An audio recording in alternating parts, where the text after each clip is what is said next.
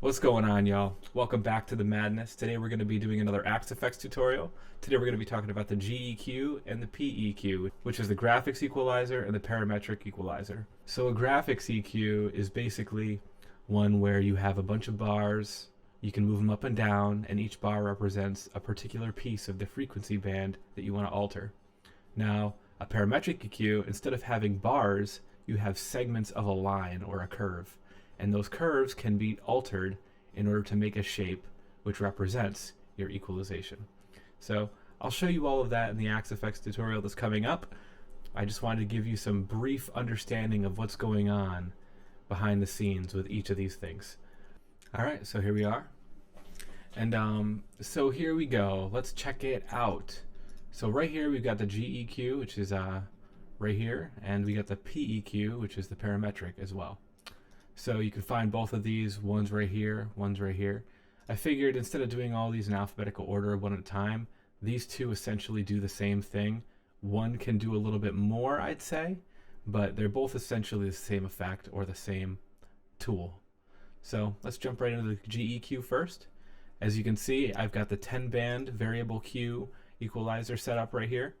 And what this is doing is it's basically, like I said before, each of these is representing a certain frequency or frequency piece that is going to be encompassing your entire frequency band of your guitar or your instrument, whatever you want to use.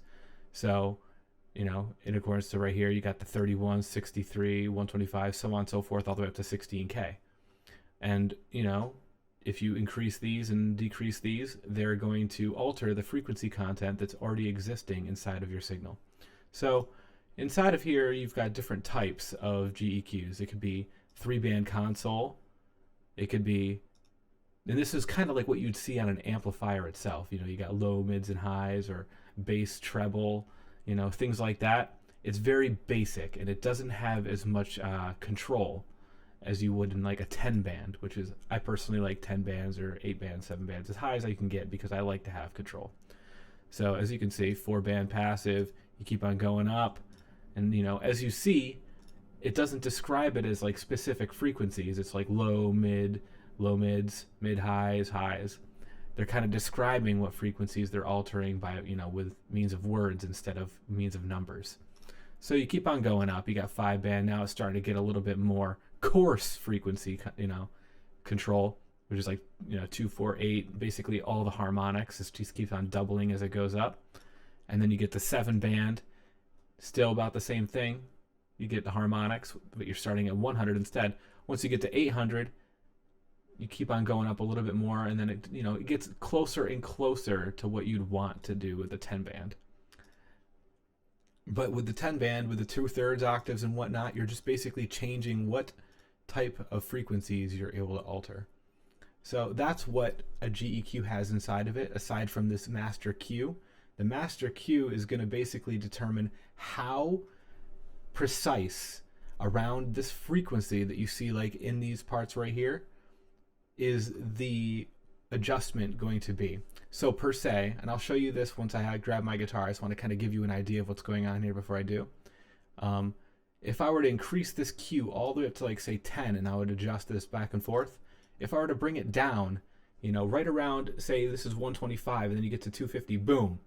And it would be very narrow, which I showed in this little part of my notes right here. You know, large Q, the rounder the curve around this frequency is going to be, and it's going to kind of start spreading into the other frequencies more. So higher Q means narrower adjustment. Larger Q means broader adjustments. So just remember that. That's important as far as, you know, what this is actually doing. And then with the level right here, you're not necessarily increasing the level of your guitar as much as you're increasing the level of the signal. And so wherever you put this GEQ, depending on if it's before another amplifier or before another drive or after, they have radically different effects. GEQs and PEQs are incredibly powerful in that they can adjust the tone of your guitar depending on where they're placed in ways that you maybe wouldn't expect this kind of effect to be working. It's a really kind of a sleeper effect in my opinion, because you can do a lot more than you'd expect with it, considering it's just a bunch of bars, and considering a GEQ and a PEQ is just basically a bunch of filters, really. So that's what that GEQ is. Now, as I said before, a PEQ, which is parametric equation or equalizer, it's basically an equation in my opinion, but you basically have another bunch of filters, which is basically taking and breaking this up into 5 pieces, maybe 1, 2, 3, 4, 5, and you can adjust where in the world these parts of the parametric is going to be applied to. So per se, you want 200, or actually let's just show you 100 real quick. And then I have it on a peaking type. Blocking is going to reduce. Peaking is going to, I'll show you what it does. Blocking is basically just chunking it off. Peaking is going to be increase or decrease, create a little hill or a valley. Hill, valley. And as I said before, with the Q in the graphics EQ right here, this kind of shows you more. It lets you visualize it more. So the Q again, if you increase the Q all the way up to 10 and you increase it, sharper mountain, sharper valley or steeper valley. Now, as you decrease the Q, it becomes more broad, right? And then if you go up and increase, it's a wider mountain. So that's what I'm talking about. Now, and you can do this all the way across the spectrum. And, so per se, I want to do it here, increase the Q just so you can see it's more obvious. And then maybe I want the Q up more, increase it. I'll just increase the Q all the way up for these ones just so you can see what's going on here. Whoops. And that's what's going on. And then you can shift these around. And if, imagine that, you put it on top of each other, it doubles it. So the one main thing that I would say that you can do with this one, with the parametric, that you can't do with the GEQ, while you can mess around and use these these modifiers on those specific bars, in here you can start shifting these frequencies, using different maybe LFOs and whatnot. So if you wanted to, have this thing sweeping back and forth, it's basically another filter, but now you've got a bank of filters, and you can have all of these using different LFOs. So you can imagine all of your frequencies are shifting all over the place. So that's what's going on. That's a little bit of a brief history of what's going into this. Now let's jump into the guitar part, right? Sorry it took so long, but I just, I feel like it's my my duty to at least expend some light upon this subject, because it is a little bit more of a dense one. Maybe not so much as filters specifically, but this is a lot of content going into this. All right, so now I got my guitar on me. Let's go and show you some sounds of what's going on here and what I mean by some of these things. We'll start off with the GEQ here. Slide this up into place. I'm doing it before the amp because I think you'll appreciate some of the things you can do with it. All right, so now we've got this 10-band constant Q, graphics EQ. Let's start tinkering around with some of the effects. So if I want, I can kind of turn up the bass a little bit. I'm using a Strat, kind of a low, it has a little bit of a reduced amount of low frequencies, so let's increase these a little bit. Now I'll show you what it sounds like.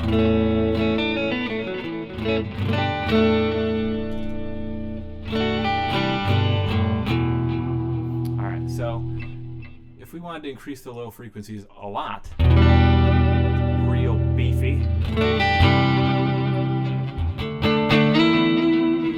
and then, that's what this is doing. If I want to make it kind of sound like a telephonic effect, let's just show you that.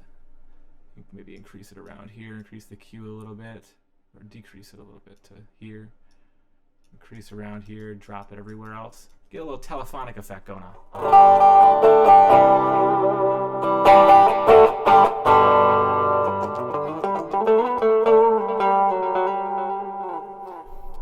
Alright, 0 all. Let's check this out. So now onto the next kind of identifier of what you can do here. So maybe I want a little bit brighter. Call this one the V, because it looks like a V.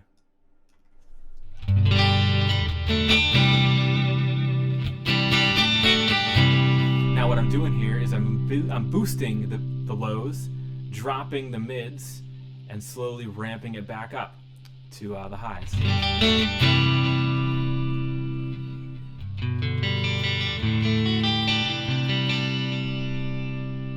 Now if I want, I could have, when you increase the mids before when you have it placed in front of the amp, it increases the breakup rate. So, and you'll see that here in a second. So if I go and like maybe increase this up a little bit. And then you've got this level right here. And the level is a big deal in the GEQ and the PEQ because it increases the signal level before it gets to the amp in this case. And so the breakup of the amp increases as well. So and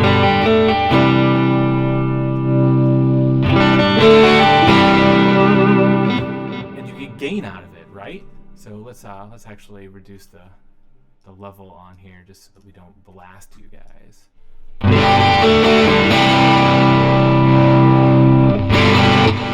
As you see, I'm not increasing gain on the amp, right? If the drive stayed the same, but all I did was increase the level.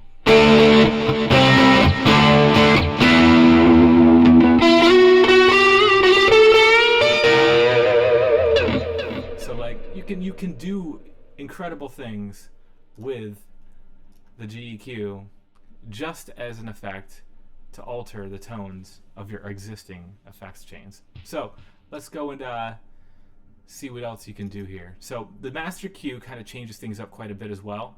I'll just show you, increase this, maybe drop the mids a little bit, scoop them up, increase it over here. Get my gain back up on the level. Now, if I reduce the Q, remember all these bands that I'm messing with become wider, so they're infecting each other, right? So you can imagine that the lower mids are going to actually get adjusted more when I reduce this Q.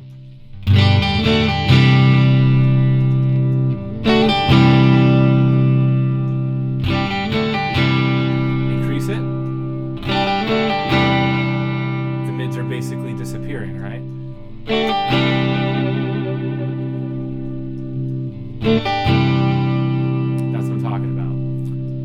So that's the GEQ, and that's essentially a lot of what you can do. I'll do another video where I show you more in-depth stuff, like iterations of the effects that you can make with these effects later on. But right now I'm just showing you how to use them, maybe a couple little things of what you can do, and what to expect from it when you put it in your chain, right? So next. All right, so now we got the PEQ in line here, which is the parametric. And so this is essentially the same thing, right? All you're doing now is you're changing the curve. Instead of this, maybe this is your curve right here, right? And this is the curve, except you're adjusting it with these, and you're changing the way it is on this. So if I wanted to, per se, kind of recreate this, I'd be maybe going kind of like this. Increase the gain, reduce the Q. Sounds like this one could use a little bit more lows.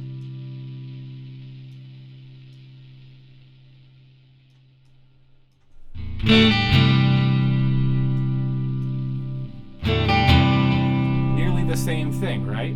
So that's what the difference is between the GEQ and the PEQ. The PEQ is you're adjusting different pieces of this, you know, different parts of the curve to adjust it how you want. Now you can do a lot of different you know, micro adjustments with this one as well. So per se, you know, you're like, I want like around 320 to be notched a little bit. Increase the Q quite a bit, reduce it. Like, I just don't like 320 a little bit. And then you can kind of float these around to see what they sound like.